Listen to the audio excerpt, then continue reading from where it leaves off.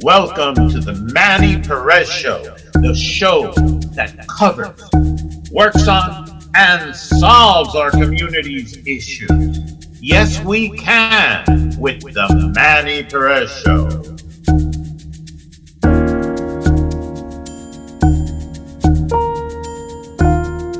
Hi, everyone, and welcome to the Manny Perez Show.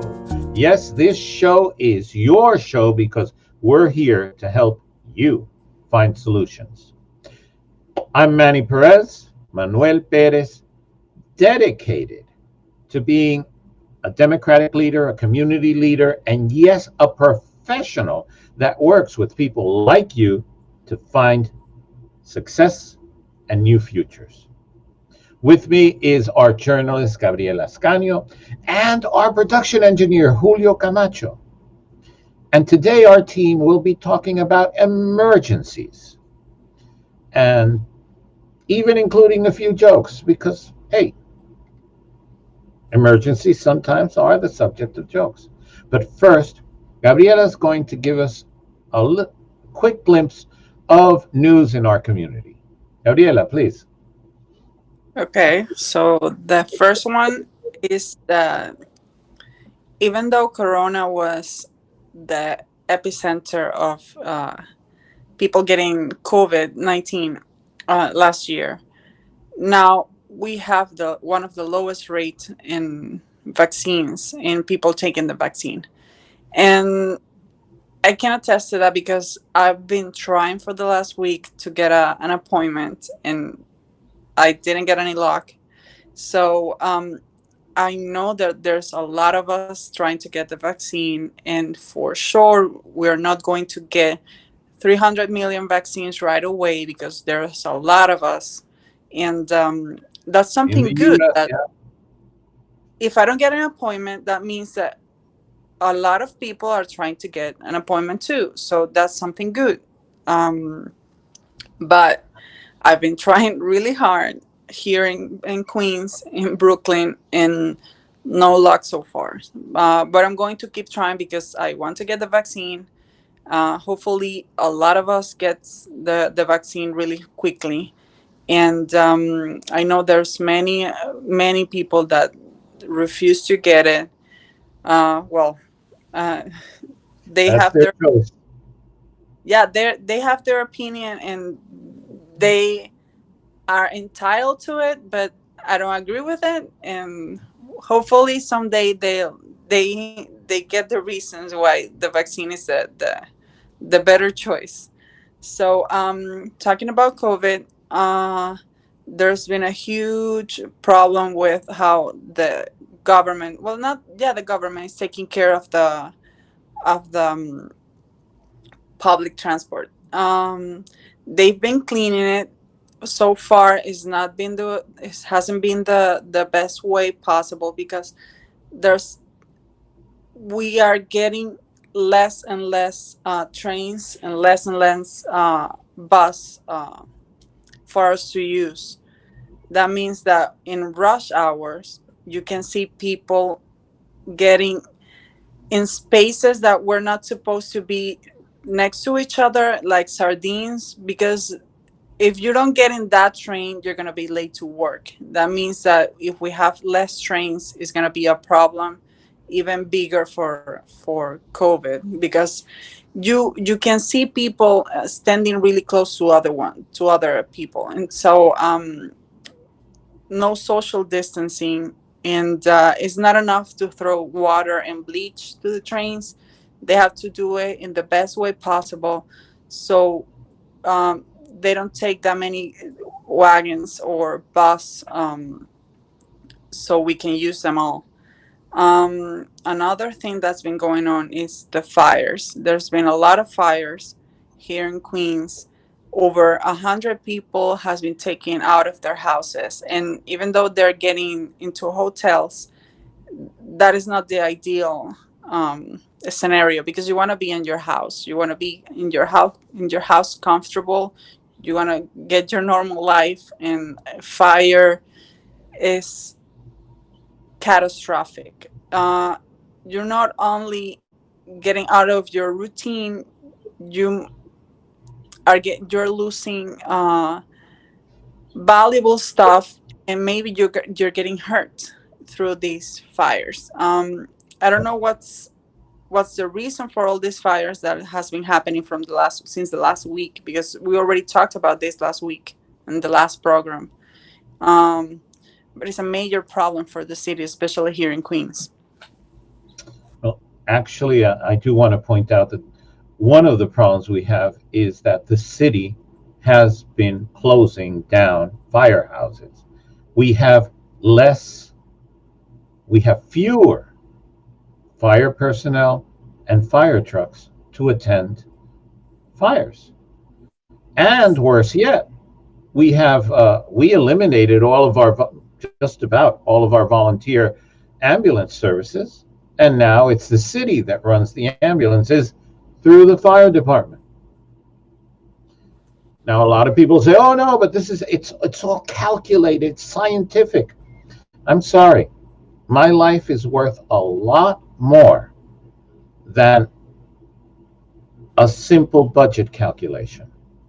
I do believe we need more fire department services. We should restore some of those firehouses that were closed and, yes, sold because the buildings are now used for other things.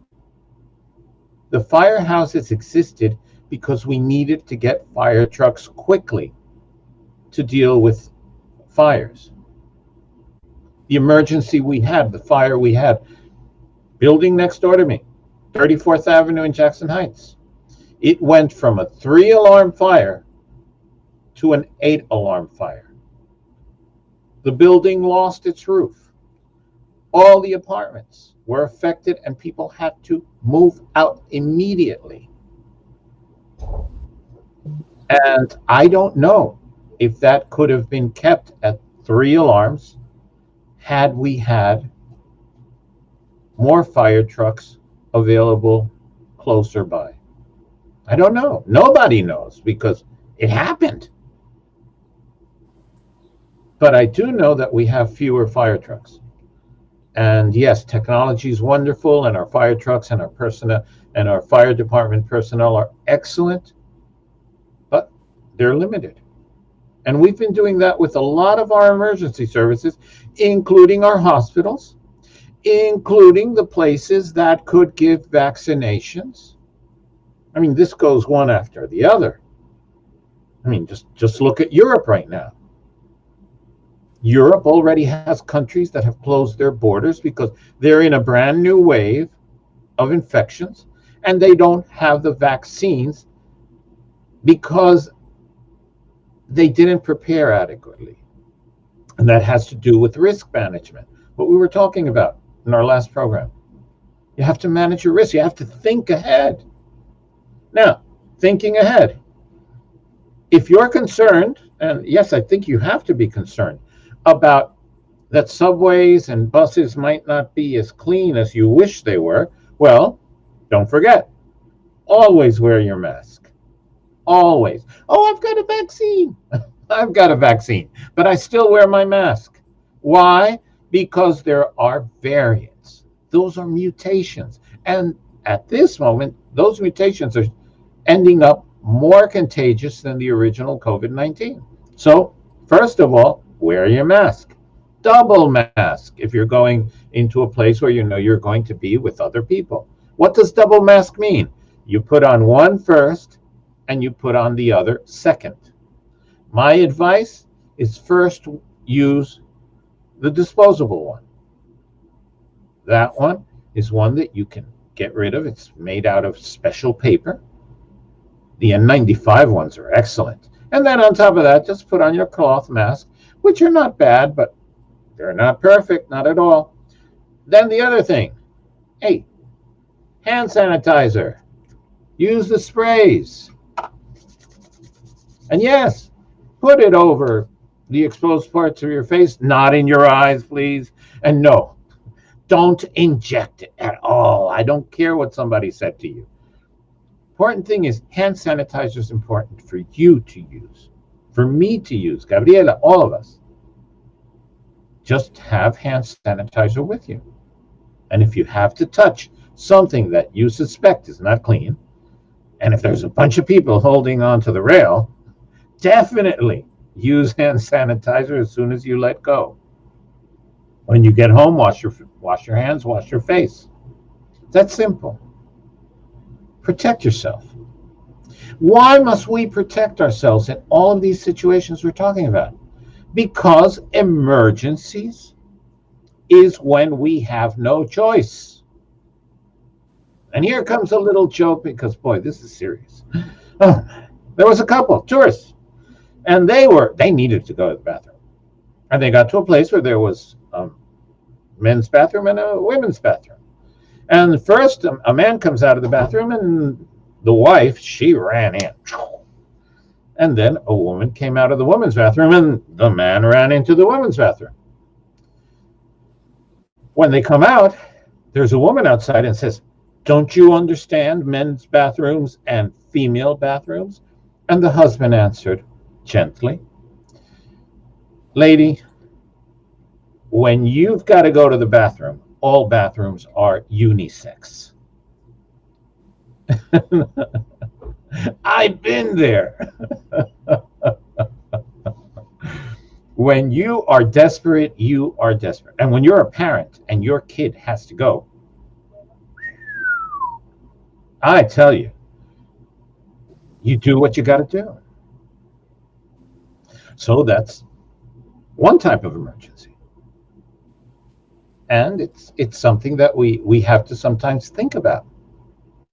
And we can prepare for it, yeah. But usually, I know that when we're tourists, sometimes you're walking, you're doing whatever. I know that's before COVID, but even after COVID, a lot of places have closed down, and a lot of places, in fact, there are places that had used to have bathrooms for the public, and now they don't allow it simply because they're afraid of COVID. An emergency is something very personal. Of course, sometimes governments declare emergencies, and they do that so they can give more resources to the people that were affected. But you can do things so that that emergency is simply something you've got to do. You can take the edge off of the emergency if you prepare. As a parent, for example, I at the beginning, I had those emergencies that all parents will remember when your child tells you at 7 a.m., "Oh, I got to take this to school today." And you're saying, "What? You're telling me now?"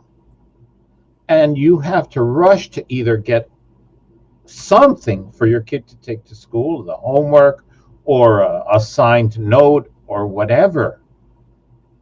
It's horrible when it's a science project because then what you have to simply send a note saying, my son or daughter doesn't have whatever it is, had to go into school.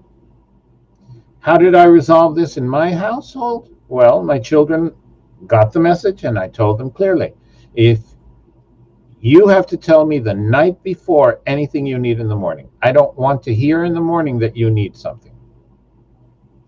And were there exceptions to the rule? Of course. We're parents. You're an uncle, you're a grandparent. You know what it's like with the kids. They do that. But they learned. They learned, and basically, then, yes, some nights I had to be up till all sorts of hours, finishing whatever it was the child needed. The other one we have to remember related to this is deadlines. We live in the United States. The United States is full of rules. If you do not meet the deadline, you might lose out on all sorts of benefits. Yes, I said the word benefits.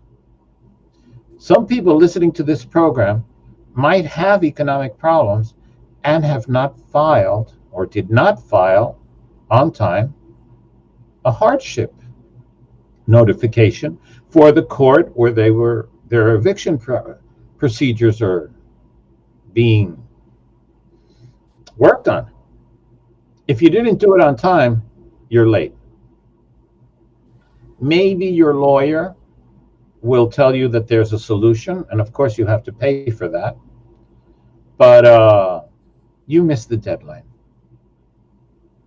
Applicants for immigration proceedings, you have to apply by a certain date, certain period after you arrived in the United States. You don't do the application on time, you have to take into consideration that you might be in trouble. Deadlines are situations where you are being told that you have a certain number of days or weeks or months to do something. And if you don't do it, consequences. Those consequences might be an emergency. Why? Because you have to do something about it. How many minutes do I have left? Less than one. Oh my God, my inner clock is being very precise. So, before I have an emergency here, we're going to take a quick break and we'll be right back. Manny Manuel Perez, our journalist Gabriela Ascanio, and our production engineer Julio Camacho with the Manny Perez Show, and we'll be right back.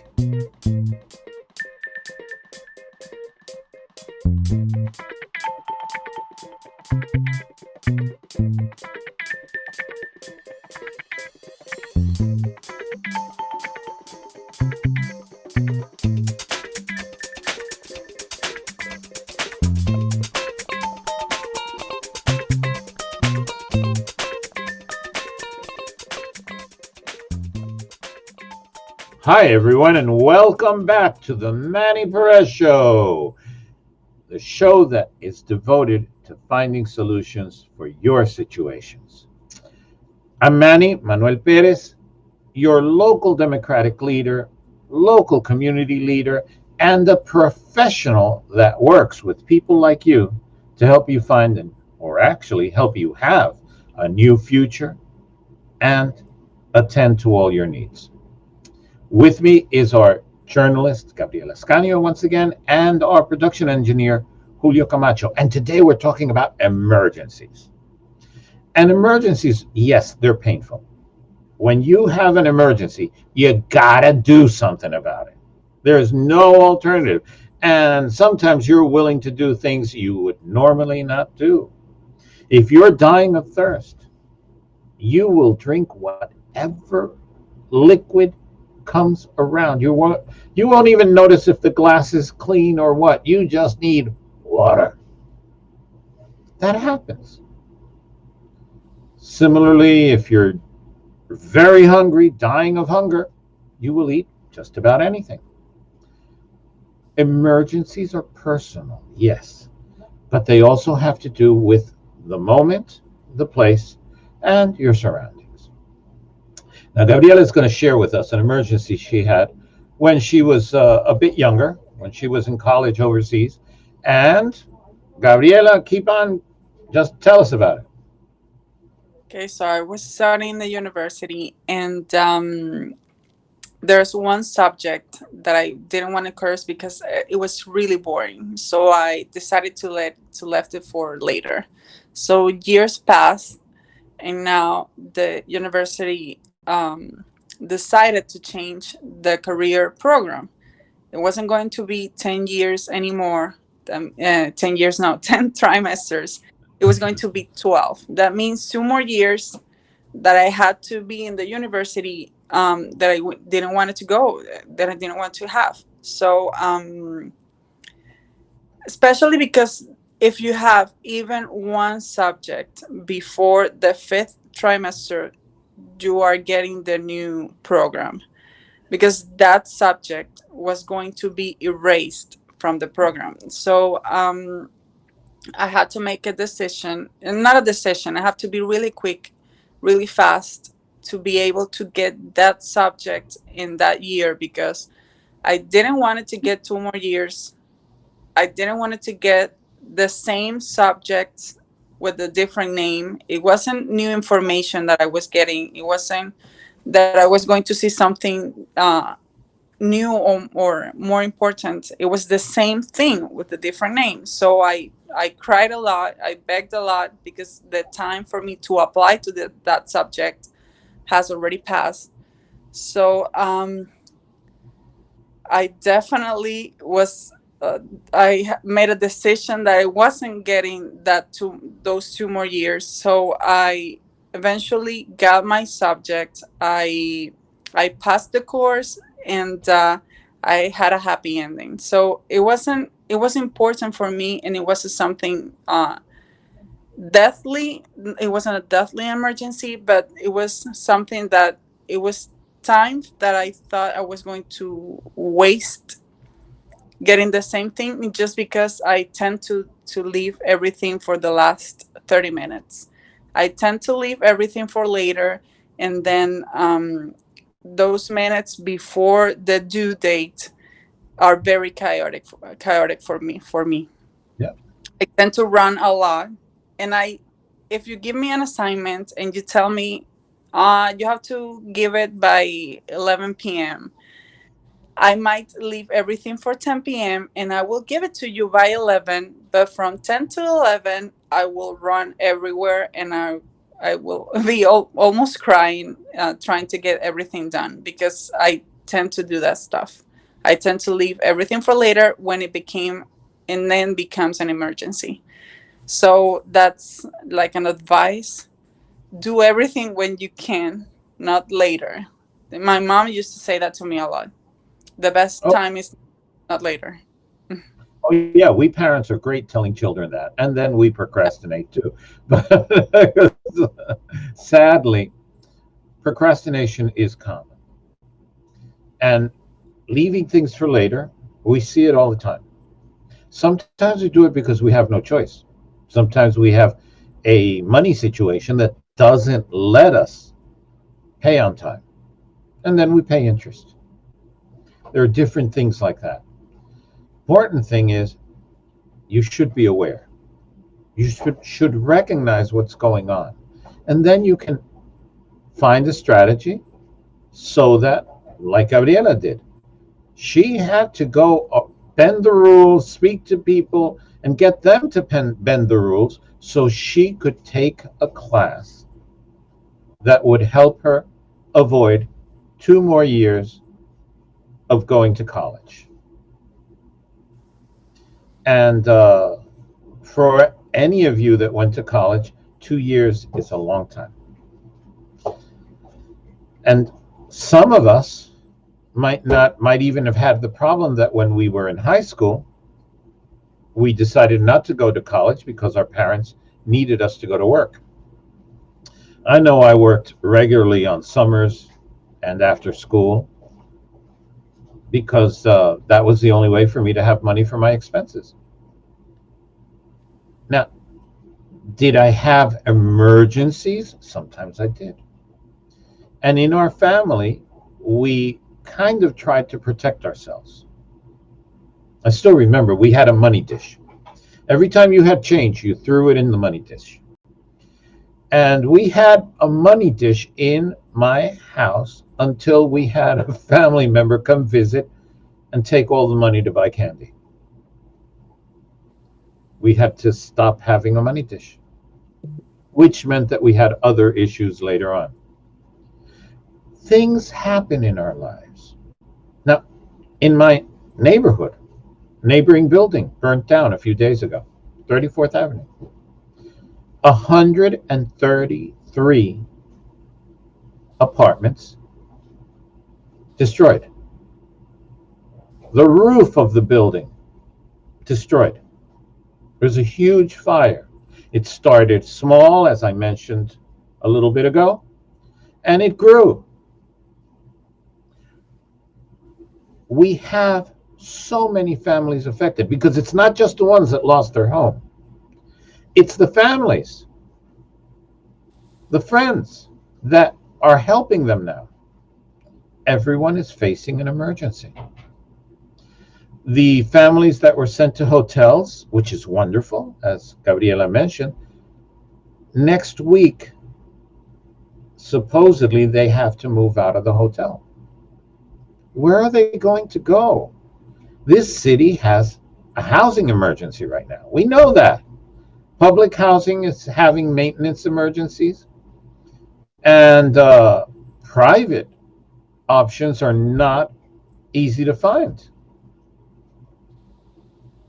Those emergencies are affecting families, they're affecting individuals. And yes, as you know, I believe that because we are one, anything that affects any of my neighbors is affecting me as it is affecting you. You might say, oh no, doesn't affect me. I don't care. No, I'm sorry. We are interconnected right now in this city. We're all in this together.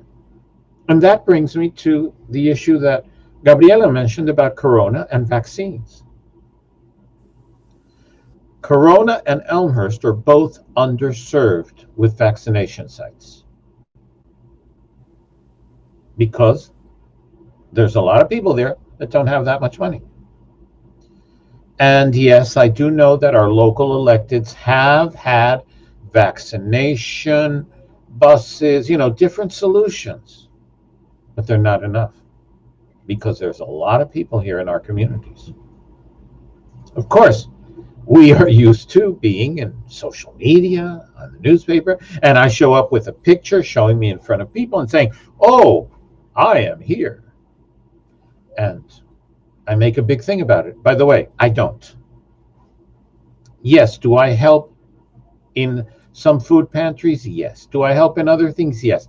I usually don't put it up if it's something where people are suffering. Our community, some of our people are in an emergency for finding food. They have trouble even using their cell phones to find help. And those people are people who actually, what the best thing you can do is just walk over and start just talking to them and seeing if you know of an alternative for them, because they need information, but they also need solutions. Now, there's another type of emergency, because I think I have only 2 minutes left, right, Gabriela? Correct. Yeah. The other type of emergency is the emergency related to an opportunity. We spoke about deadlines. Sometimes there's a deadline for you to take advantage of something, to have a benefit, to have a special situation that is good for you, your family, or your business. Treat it as an emergency. Give it all the effort you can. Meet that deadline, or fill out the paper, or go to that place to get the benefit. Why is it an emergency? Because just like risk is associated with opportunity, there are emergencies that are related to things that you don't want. And yes, they're related to things that you do want. I want you to learn how to take advantage of opportunities. And yes, I want you to learn also how to not let emergencies, the bad kind, knock you down to the ground and just keep you there. Because then it's just too sad. It's too painful. We need solutions. So, neighbors, friends, people on this Facebook Live, please remember, we can prepare for emergencies. We have to manage our risks. And the Manny Perez Show is right here for you. Just contact us. Ask us. And we will do our best to help you find a solution. So, thank you very much for being with us. We will be with you next Monday, 7 p.m. in English. If you want to hear it in Spanish, it's Wednesdays at 7 p.m. for Spanish. I'm Manny Manuel Perez. yours, yes, your community leader, democratic leader, and professional dedicated to your success. Our journalist, Gabriela Ascanio, always looking for the best way to see how our community is developing, and Julio and America TV Productions. Thank you once again, and see you next week. Thank you for joining us on the Manny Perez Show, the show that covers, works on, and solves our community's issues. Yes, we can. The Manny Perez Show.